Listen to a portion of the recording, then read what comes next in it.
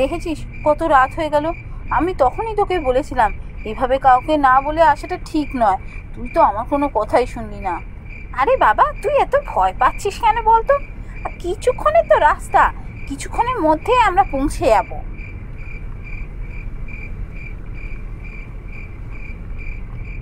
না, ভয় করবে না। এই জঙ্গলের মধ্যে দিয়ে এত রাতে দুজনে একা একা যাচ্ছি, আমার ভীষণ ভয় করছে। তোকে কত করে বললাম তাড়াতাড়ি ফিরে চ, আমার কোনো কথা শুনিস না তুই। একটু আগে বেরোলে এই জঙ্গলটা অনেক আগেই পেরিয়ে যেতাম। তুই না বড্ড ভীতু। আরে বাবা, ভয়ের কি আছে, দুজনে তো গাড়িতে আছি, গাড়ি ড্রাইভ করে খুব তাড়াতাড়ি চলে যাব। আচ্ছা দাঁড়া, আমি আরেকটু স্পিড বাড়াই। না না, আর তোকে স্পিড বাড়াতে হবে না। ওরে বাবা, জঙ্গলের মধ্যে দিয়ে যাচ্ছে আবার স্পিড বাড়াচ্ছে, কখন কোথায় অ্যাক্সিডেন্ট করে।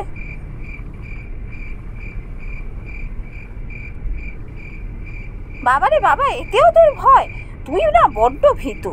তুই আমার বন্ধু না হয় কোনো সাহসী মেয়ে আমার বেস্ট ফ্রেন্ড হলে ভালো হতো, তার সাথে আমি চারদিক ঘুরে বেড়াতাম। আমার তো ভীষণ ভালো লাগে এরকম কাউকে কিছু না বলে একা একা বেরিয়ে পড়তে। তোর জন্য আমি যেন কিছুই করতে পারি না। আজকে রাতে আগে বেঁচে বাড়ি তো ফিরি, তারপর ভাববো তোর সাথে বন্ধুত্ব রাখবো কি রাখবো না। তুই এখন চুপচাপ গাড়ি চালা, এত কথা বলিস না তো।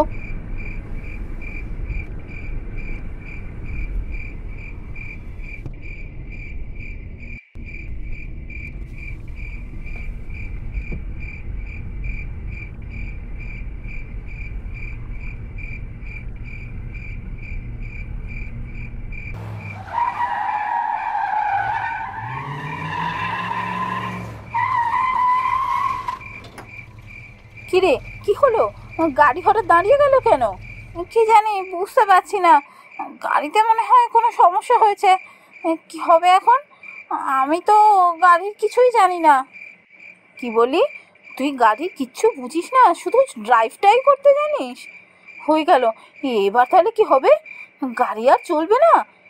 না, মনে তো হচ্ছে আর চলবে না গাড়ি। চ, আমরা দুজন গাড়িটা বরং এখানে রেখে পায়ে হেঁটে এগোই। বেশি দূর আর নেই, একটুখানি রাস্তা, আমরা পায়ে হেঁটে পৌঁছে যাব। হ্যাঁ, কি বলি? এই জঙ্গলে এই মাঝরাতে পায়ে হেঁটে যাব? ওরে বাবা রে, আমার কি মাথা ফাতা খারাপ হয়েছে নাকি? না না, আমি যাব না, আমি গাড়িতেই বসে রইলুম। দেখ, গাড়িতে এভাবে আমাদের দুজনে বসে থাকাটা একদম ঠিক নয়।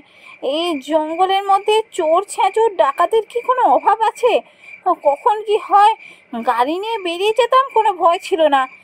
গাড়ি থেমে থাকবে আর তার মধ্যে আমরা দুজন বসে থাকবো, এটা কিন্তু খুব ভয়ের।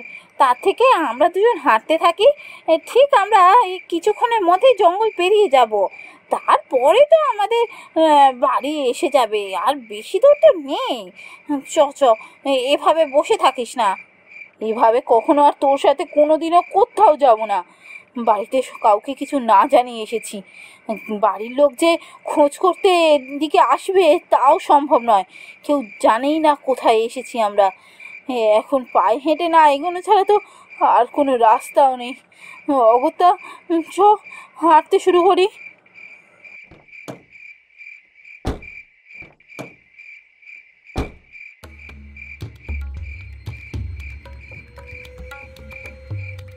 সুজাতা, তোর খিদে পেয়েছে রে? সে আর বলতে, ভীষণ খিদে পেয়েছে। কোন সেই সকালে খেয়েছিলাম, তারপর তো আর কিছু খাওয়াই হয়নি আমাদের।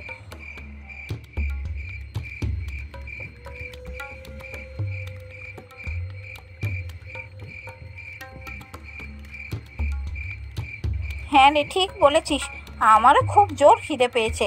শোন, পথে যদি কোনো দোকান পাই না, দাঁড়িয়ে কিছু খেয়ে নেবো দুজনে। এত রাতে কারুর তো আর ভীমরতি হয়নি যে দোকান খুলে বসে থাকবে।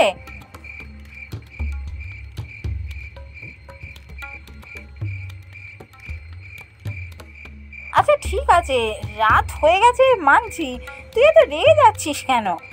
আমি বললাম পথে যদি দোকান পাই তাহলে খাবো। এই শোন, এখন এত কথা বলিস না, চুপচাপ চল, তাহলে তাড়াতাড়ি এই জঙ্গলটা পেরোতে পারবো। যত কথা বলবি তত হাঁটার বেগ কমবে।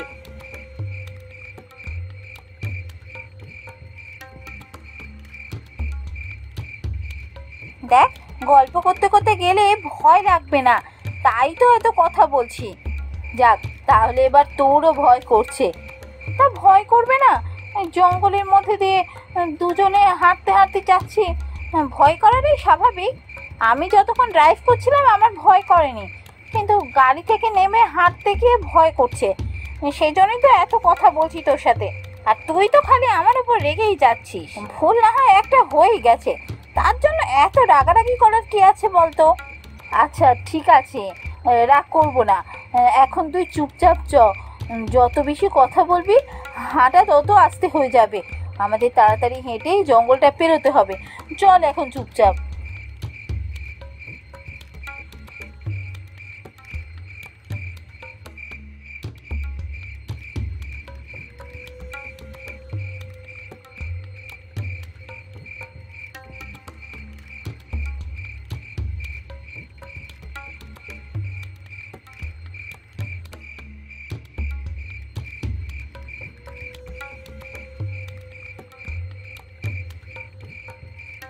দেখ দেখ, দেখেছিস, জঙ্গল পেরিয়ে এসেছি, আর কোনো ভয় নেই। এবার আমরা কিছুক্ষণের মধ্যে বাড়ি পৌঁছে যাব। সত্যি, এইভাবে যে কোনো বিপদ ছাড়া জঙ্গলটা পেরোতে পারবো আমি ভাবিনি। যাক বাবা, একটা বড় ফাঁড়া কাটলো। চ, এবার তাড়াতাড়ি হেঁটে বাড়ি পৌঁছতে পারলে শান্তি।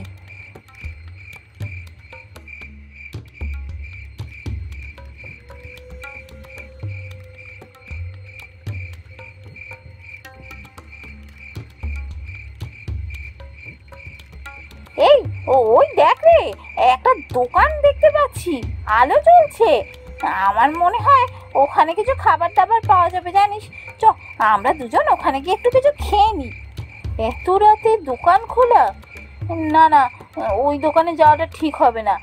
চ, আর একটু খালি পেটে থাকতে পারবো। এতক্ষণ ছিলাম যখন কিছু হয়নি, আর একটু থাকলেও কিছু হবে না। চ, বাড়ি গিয়ে একেবারে খাবো। আরে বাবা, কিচ্ছু হবে না। এই সমস্ত রাস্তার ধারে এমন দোকান মাঝরাত অব্দি খোলা থাকে।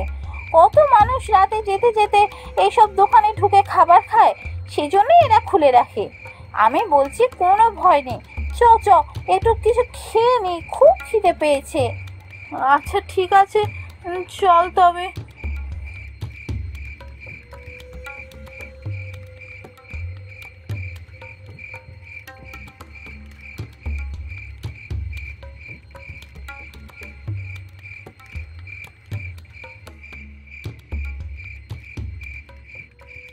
এই যে শুনছেন, বলছি কিছু খাবার পাওয়া যাবে?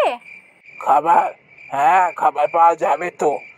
ভাত রুটি দুটোই পাবে, তার সাথে তরকারি। এর থেকে বেশি কিছু হবে না এত রাতে।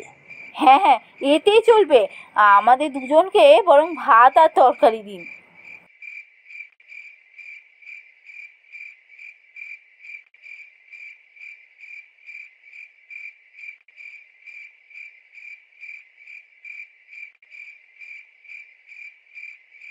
কে দিদিমণিরা, কেমন খেলেন?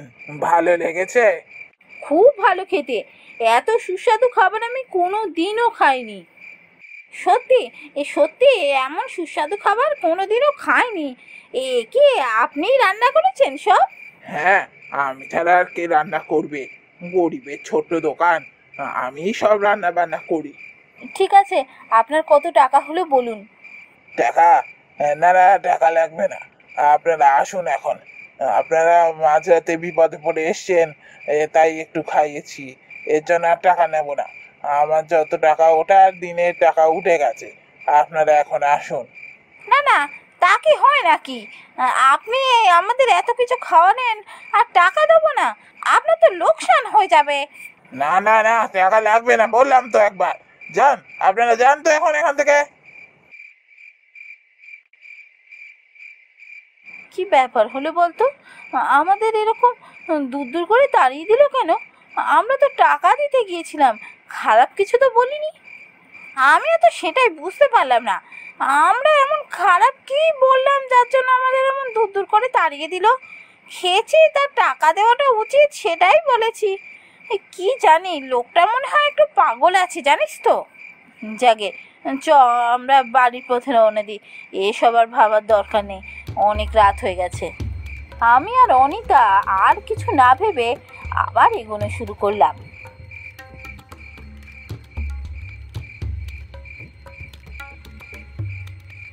কিন্তু কিছুক্ষণ চলার পরই পিছন থেকে একটা কার যেন গলার আওয়াজ ভেসে আসছিল বলে মনে হলো। আমরা চলা থামিয়ে দিয়ে পিছন ঘুরে যা দেখলাম তাতে আমাদের হাত পা ঠান্ডা হয়ে গেল। দেখতে পেলাম সেই দোকানের লোকটা কেমন যেন উড়ে উড়ে আমাদের দিকে এগিয়ে আসছে, আর একটা হাত লম্বা হয়ে আমাদের দিকে এগিয়ে আসছে, আর মুখে যেন কী সব বলে যাচ্ছে।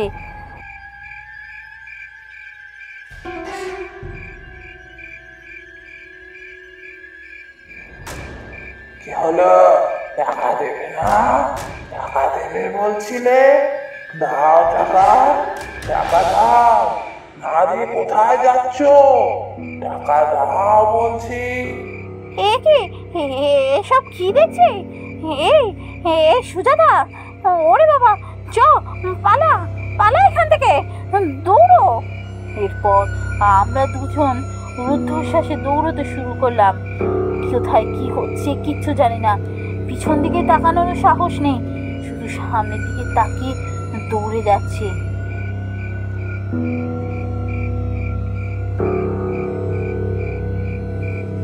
বেশ খানিক্ষণ এইভাবে দৌড়ানোর পর আর আমাদের শরীরে শক্তি ছিল না দৌড়ানোর মতো, দুজনে অজ্ঞান হয়ে পথেই পড়ে যায়।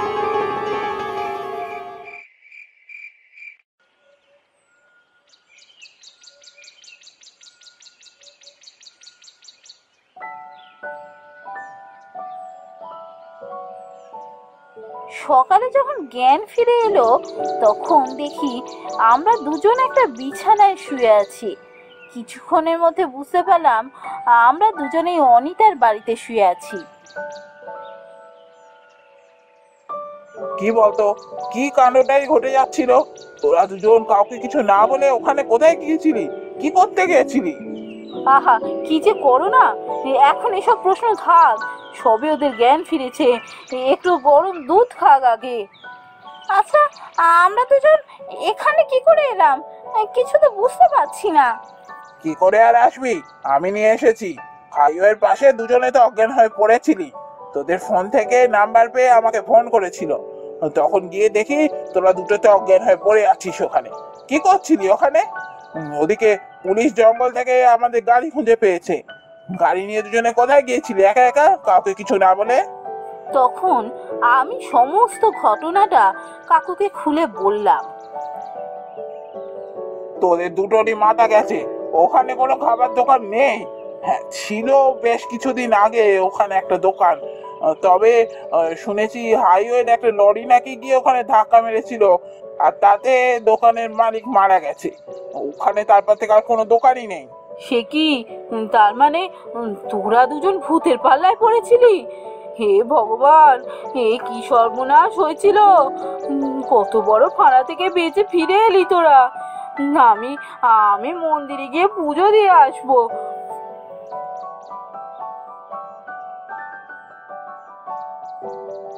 হ্যাঁ রে সুজাতা, আমরা শেষ পর্যন্ত ভূতের দোকানে খাবার খেলাম। হ্যাঁ তাই তো দেখছি, তোকে আমি বারণ করেছিলাম, ওই দোকানে ঢোকাটা ঠিক হবে না বলেছিলাম, আমার কথা না শুনেই গিয়েছিলি ওখানে। ভূতের দোকানে খাবারের কিন্তু টেস্ট দারুণ ছিল, এমন টেস্ট কিন্তু মানুষের দোকানে পাওয়া যায় না। তা বেশ তো, তুই বরং আজও একবার ওই ভূতের দোকানে গিয়ে খেয়ে আসিস। তবে বাবা আমাকে আর টানিস না, আমি তোর সাথে আর কোনোদিনও কোথাও যাচ্ছি না। এবারে কোনো রকমে প্রাণ নিয়ে ফিরে এসেছি, আমি আর কোনোদিনও যাব না।